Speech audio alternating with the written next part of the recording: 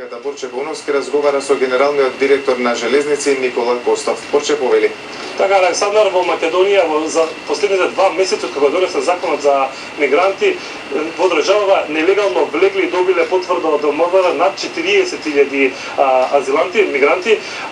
Меѓутоа, најголемиот дел од нив транзитот из Македонија, за транзитот из Македонија ги користат железниците, ги користат возовите, бидејќи тоа во моментов на нив им е најисплатливо и наједноставно за да ја пропатуваат Македонија. Меѓутоа, во моментов македонски железници не може да ја одговорат на овие потреби, се преблокирани. Каква е состојбата во патничкиот железнички сообраќај, повеќе од директорот Никола Костов. Директоре, добар ден. Кажете ми, каква е состојбата сега со возовите, дали се преполни, има ли простор покрај мигрантите да се возат и домашните патници? Добар ден. Мислам дека темата е актуелна, таа веќе 3 месеци актуелна, таа ќе стане уште актуелна можеби и во текот на до крајот на годината. На жалост, вие кажавте бројката и цифрата, ние имаме една бројка неофицијална која што во моментот фигурира од 10 до 15.000 мигранти кои што секој ден влегуваат од Грција во Македонија. Со оглед на тој енормен број на емигранти кои што влегуваат на македонско-грчката граница, се може да замислите со колку капацитет ние можеме да се справиме на возови кои што ги имаме, кои што сакаме да го одржаваме и јавниот железнички сообраќај во Македонија, бидејќи ние сме сепак железничко претпријатие кој што го врши јавниот превоз во Македонија од областа на железничкиот транспорт. Значи ги пуштаме скоро сите расположливи капацитети кои што ги имаме во моментот во нашата фирма. Така, дали се воведени дополнителни линии? Во возниот ред? Да, ние ги уведовме тие така наречени освен оние редовни линии, ворени возови, значи ворени возови кои што се во исклучива намена за превоз на емигрантите на релација од Гевгелија за Табановци. Тоа можам да ви кажам дека дневно имаме некаде околу 4 возови редовно кои што ги возат тие ворени возови на таа релација. Меѓутоа, бројката која што се движи или бројката која што доаѓа напливот на тие емигранти, ние можеме дневно да превозуваме некаде околу капацитет околу 2000 ова. Напливот ви кажав кој е. 5000 ние имаме само на железничка станица Гевгелија, кој што 5000 тоа секој нема да ги вози, мислам дека ние не можеме да стигнеме до крајот на годината. Така, со колку вагони се транспортираат? Значи, редовно транспортирањето на овие мигранти на таа релација која што ја кажат на Гевгелија Табановци е некаде околу 3 вагони. Значи 3 вагони, максимумот на тие 3 вагони, значи 3 вагони патнички е некаде околу редовната, она е од 100 до 150. Сега во тој број, енормен број, кога се качат, која е без контрола, значи се качат некаде од цифра околу 30-300, да кажеме, во еден вагон. Значи тоа е една енормна бројка во која што е без контрола, бидејќи ова веќе влегува во доменот на Гинисовите рекорди. Така, во медиумите се шпекулира, во странските медиуми се шпекулира дека поред тоа што во возовите е пренатрупано, се шират и болести, се шират и зарази, каква е состојба да се врши дезинфекција на патничките локомотиви? Да ви кажеме на работа, мислам ова е веќе влегува во шпекулацијата. Ова влегува во нешто невистиното и нело. Ако ви кажам дека тие луѓе патуваат од Ирак, Афганистан или пак од каде што не доаѓаат од Африка, од 3 до 4 месеци, во какви услови тие патуваат за да дојдат до Македонија или до Гевгелија, ние го транспортираме тој патник во рок од 3 сата го транспортираме, 2 до 3 сата трае транспортот од Гевгелија до Табановци.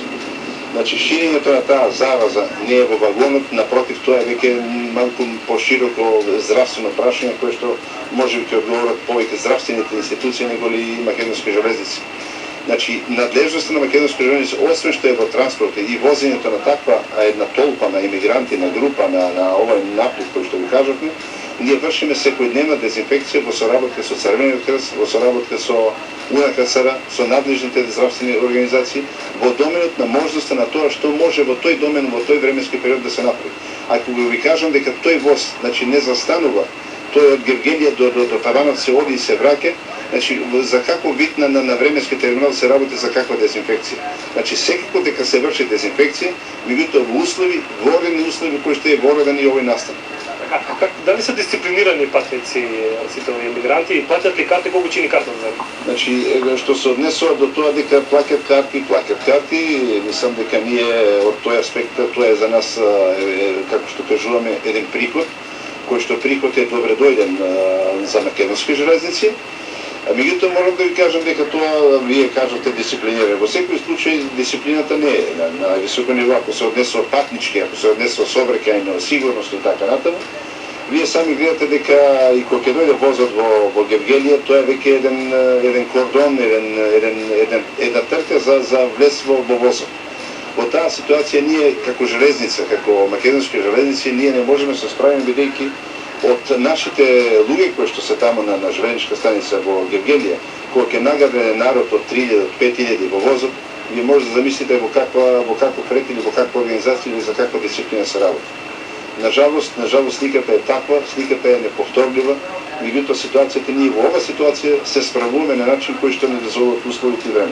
Така, комуницирате ли за колегите со железниците, бидејќи ни доаѓаат мигрантите од Грција, ги испраќаме во Србија, комуницирате ли каква е таму состојбата, како иди превземањето, како иди потоа предавањето на патиците? Значи, ова е веќе малку на едно повисоко ниво организирање на мигрантите, малку на државно, на европско ниво. Ние како железници имаме секојдневна соработка со железничката управа од Грција и со железничката управа од Србија. Нажалост, сигурно дека и таму сликата не е поинаква од она за кое што ја гледаме ние овдека во Македонија. Сигурно дека проблемот е ист идентичен. Јас овој проблем веќе ги напишав и известив и нашава Европска комисија задолжена за железнички сообраќај на ниво во Брисел. Меѓутоа кажам дека ова веќе не е веќе железнички, не е македонски, тоа е веќе европски или пак светски проблем во кој што македонски железници се справува на начин во време во кој што условите не се водени. Така, ќе добиеме ли, за крај само да кажеме, ќе добиеме ли помош во делот на вагони од некого? Повторно морам да кажам, на жалост, иако побарав и јавно и транспарентно од скоро сите железнички управи во регионот, почнувајќи од Словенија, Хрватска, Босна, Србија, Бугарија и Грција, значи едноставно нити имат доволен број на вагони, можеби и помалку од македонски железници, значи морам да кажам дека имат и помалку. И воедно морам да кажам дека кога ќе кажам дека за која намена ми се вагоните и веќе ја одбива сликата од тоа дека и немат и вагони, не дават вагони. Така, многу се благодарам што бевте во устен, во вистите.